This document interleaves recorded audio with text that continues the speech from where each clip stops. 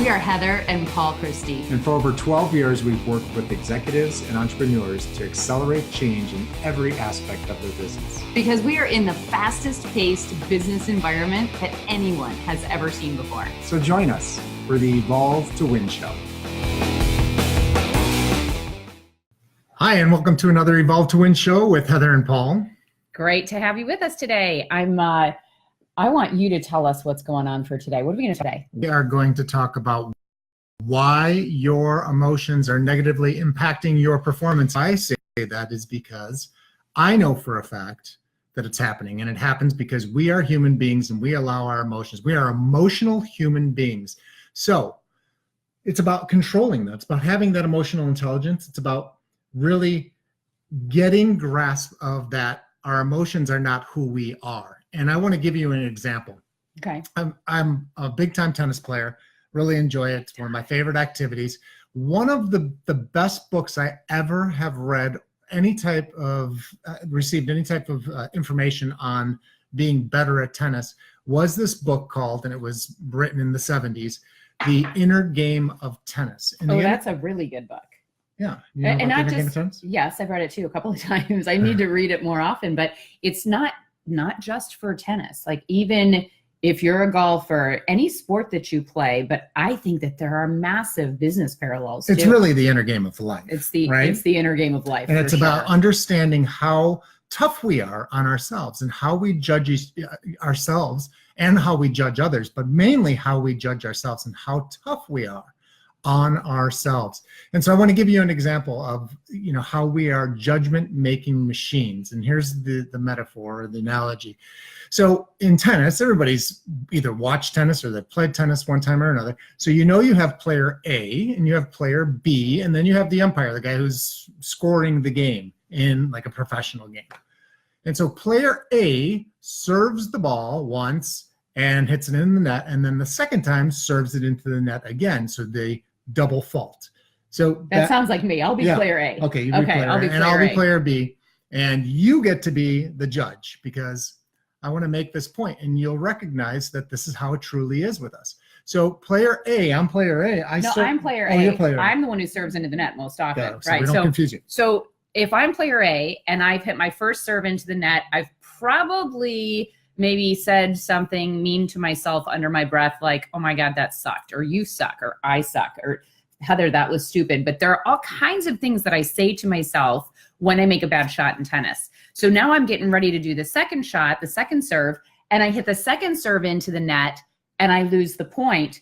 And now I've mumbled something else to myself, which is not only unkind, I've done it with a lot more emotion. So it's not only the judgment that I'm making about the shot being a bad shot, which of course it was, but also I'm making the judgment of me being like, oh my gosh, my serve is off, or I suck, or I can't believe I missed that. I should have gotten it. So I'm doing this whole dialogue in my head.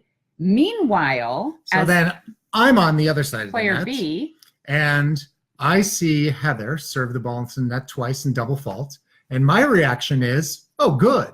So I'm happy about that situation. Now, exact same situation. We both were in it together. Heather served twice, double faulted. She's mad. She's angry. She's talking to herself. She's beating herself up. On the other hand, I am ecstatic. I'm happy. Now I've got the point. I didn't even have to do anything. And then there's the umpire, the judge, who's sitting looking at us play and says, well, Heather just hit the ball in the net. She double faulted. And Paul is happy about it. But me, as the umpire, I don't really care because all I'm here to do is just score. So there's three different ways to look at any situation. There is the emotional. So if it's happening to you, you can get emotional about it. And by the way, I want you to think about this not just in terms of tennis. So if you're not a tennis player, you're not relating to it, well, pick whatever your sport is, or think about how you are at work or how you are as a parent or any other relationship. When you do something wrong, when you feel like you've made a mistake, do you have a little bit of a conversation with yourself in your head and make yourself wrong? Do you get emotionally attached to that? And believe it or not, from our own internal research over the years within our company, we know that more than 80% of the people who we work with usually are in a senior leadership level. Over 80% are really tough on themselves. They beat themselves up. They pour more emotion into what they perceive as a mistake. Said another way, they over amplify what they feel they've done wrong, and they're throwing emotion behind it, and they're so focused on it, right? Yeah. Meanwhile, is it right? Is it wrong? How much emotion should you put in? When you start to recognize, I've got a high level of negative emotion when I screw up. Paul's got happy emotion when I screw up, when we're playing against each other. And then there's that neutral judge who just looks at it and says that's a double fault, and there's no emotion. So what's the right way of being? But the real point is, how do we handle our emotions? So it's so easy. Some of us not well. Right. So in any type of, so sports are a good example, but this happens in life, just like Heather was saying. But in sports, what I recognized when I watch professional tennis, when I watch professionals play, especially young players now, they have worked so hard on this inner game of tennis, understanding that you can't be too low when you make a bad shot, and you can't be too high when you make a great shot. So there isn't this, people are old enough and they've watched John McEnroe back in the 70s and the 80s. The guy was an absolute madman, just running around screaming, yelling at the umpire, yelling at the players, yelling at the fans, throwing his rackets around, acting crazy. And I think a lot of people, that grew up around that time, we recognize like, wow, maybe that's the way you become, because the thing was, he was successful too. And so we equated being a jackass and being a great tennis player, that's how you need to be when you're out on the court. And then there were other players like Borg, who was completely emotionless. And people would always say, well, he needs to be more emotional. Meanwhile, he's winning every single tournament that's out there. But in my own game, what I recognized that when I'm too low and I beat myself up, I just go into this spiral, in this death spiral. And this just not only for sports, but this is everything that I've done, where I get so focused on what's wrong that I can't even get into the present again because I'm so stuck into the past. So this is a really good point that you're making. When you're judging, other than the instant that you make that judgment, which may be in the present, in the moment, or it's maybe just after, right? Mm-hmm. If you're judging and you are emotionally attached to what you're doing wrong, you're in your past. And when you think about it, you cannot be successful if you're dwelling on the past. The only way that you can be truly effective and a high performer is by being in the moment, in the present. So, I want you to think about this. The inner game of tennis is another way of saying, why are you smiling at me? Because I was going to say that, you're not listening to this show at 1.5 speed. It's just that for Mother's Day, I bought Heather espresso maker and we've been drinking espresso, and we are so wired up right now. You really did. He got me an Italian espresso maker. So let me slow it down just a little bit. Okay. When you make that judgment, and we all do it, look, we all do it. And I'm not suggesting that you just stop paying attention to where you need to improve. I'm not suggesting that at all. But I really want you to think about how much effort and energy and emotion are you pouring in when you make a mistake. So here's a great test for you to take. This is how you know if you're putting too much focus and too much emotion into your mistakes. Let's say you had 10 things to do in a day and you got 9 of them right. Okay. So you did 9 really well, successful. And then one of those things you did wrong. You screwed it up. Do you spend the day, at the end of the day, congratulating yourself, acknowledging yourself for the 9 things you did right? Or are you really focused on the one you messed up? Now, most people that we come across pay way more attention to the thing they feel they screwed up, right? They over amplify it. And when you do that, just like Paul said, that's where you get yourself into this pattern that can become a downward spiral, because we only have so much energy to give in a day. So the goal, the key to keep yourself in the present is that when you do something wrong and when you mess it up, acknowledge it, right? Reflect on it, gain insight from it. Don't just sit there and beat yourself up and talk about how you suck. You just acknowledge it and say, what can I do differently, right? What could I do if I were presented with a situation again? How would I do it differently? And then just lock into who you're going to be in the future and just forget about it. Do you need to clean something up? Then go clean it up. It's that simple. Yeah, and so the way I do it in tennis is that I have these two things every time I step on the court now. And it's one is I say to myself, no judgment. I am not judging whether this ball that I hit was really good or really bad. I will immediately have a reaction to it just because I'm human on a good shot or a bad shot. That split second when I hit it and it's out, I'll say, oh God. But then it's catching that, it's recognizing that there's no judgment to it, getting off it and moving on to the next point, getting present again. And the same thing with good shots. So even with good shots, it's not like I'm celebrating like crazy. It's just, yes, that was good.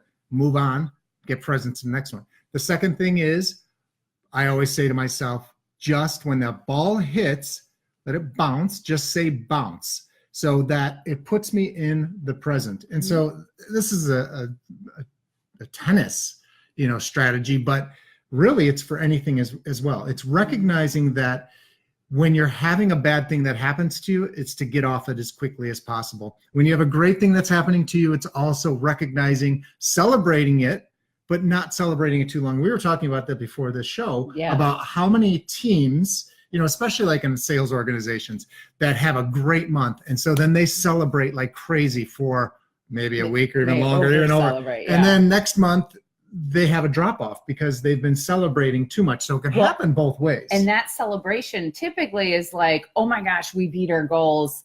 I'm going to take a little bit of a break. It's not celebrating like, I did such a great job. It's more like, backing off the activity because I did so much work to achieve this goal.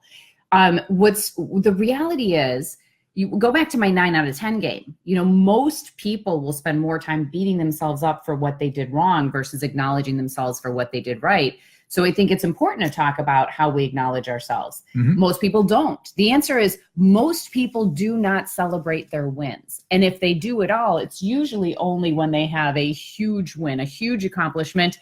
And even then, they may not really have come up with a plan for how they're celebrating it. But how often do you celebrate the little things? How often do you acknowledge yourself for the discipline that you have, for the success that you have? When you think about it, when I give this, I have an exercise that I give to people to really help them balance the emotion and where they're placing it. And the exercise goes like this. Anything that you do in a day that is progress towards a goal that you have, right? Any progress that you make, meaning you sent an email, you made a phone call, you had a good meeting, you had a meeting at all, you showed up on time. All of the little things, you take a moment and you acknowledge yourself for it in your head. So the example would be, I sent this email that's been kind of hanging over my head that I needed to finish. So the minute that I hit send, instead of just moving on to the next task, I take a second and I say, great job getting that email out, Heather. And I do that quietly so that it doesn't sound like I'm talking to myself, but the reality is we talk to ourselves all day long. So I take a second, I say, good job, Heather. When I ask my clients to do this, I say, I want you to start acknowledging yourself all day throughout the day for the little things. They think I'm crazy. They're like, that sounds ridiculous. I would never do that. I don't ever do that. And I said, I know you don't ever do that. And yet you make the smallest mistake and you will absolutely have a conversation with yourself about that, won't you? Yeah. So why is it okay that we're constantly, beating up on ourselves when we do something that we perceive as a mistake, right? We do something or something shows up like a weakness. We don't hesitate to have a conversation with ourselves. But why is it so wrong to acknowledge yourself when you actually do something that is, makes progress, that's good, that's valuable? Yes. So today we want you to celebrate your little wins. But we also, on the other hand, if something goes wrong and it doesn't go the way that you planned, to recognize it. You may be upset for a split second, get off it, say no judgment, and move on and get back into the present. The one thing too is, we were talking to Bailey, who is our goddaughter, and she was saying how much she recognizes that we celebrate a lot. It's kind of become one of our things, and I think a lot of it has to do with that. We just like to go out and eat dinners all the time and we don't want to cook. So we always make it like, what are we celebrating today? And let's go celebrate at a restaurant. Let's go out. So we're trying to look for something celebrating. So it's also about finding things in your life to celebrate. Because sometimes if you're not and you're always looking for the bad things, start looking for the good things, right? Yeah. Start looking for things to celebrate and go and celebrate them. Go out and have a great dinner. It can be a Monday night and you can still go out to dinner. Actually, you probably get a good deal too. Every one of you has many things to celebrate every single day. The question is, are you celebrating them? At the end of the day, do you spend time and go through in your mind all the things that you accomplished in the day? Or do you end up more focused on the things you didn't do and feel bad about it? We really want you to start thinking about having more of a balance. Start acknowledging yourself for the amazing human being that you are, and just see what happens to your energy level, by the way. Because if you're really focusing your energy on what's not working, what didn't go well, what I need to improve all the time and exclusively, you will be wasted. You will be yeah, exhausted. So just try it. So just for today, and then maybe just for the next 30 days, if you're willing to really take this on and see the difference that it makes in your energy and ultimately in your performance. Just start paying attention to little things, have a little conversation with yourself, tell yourself good job, and look for the things that you should be acknowledging and celebrating, because we don't do it enough and you deserve it. Thank you for watching or listening to another Evolve to Win show. We hope you enjoyed it and you have yourself a great and wonderful day. No judgment, just watch the ball bounce. Celebrate the wins. Have a great day, Bye now. everyone. Bye.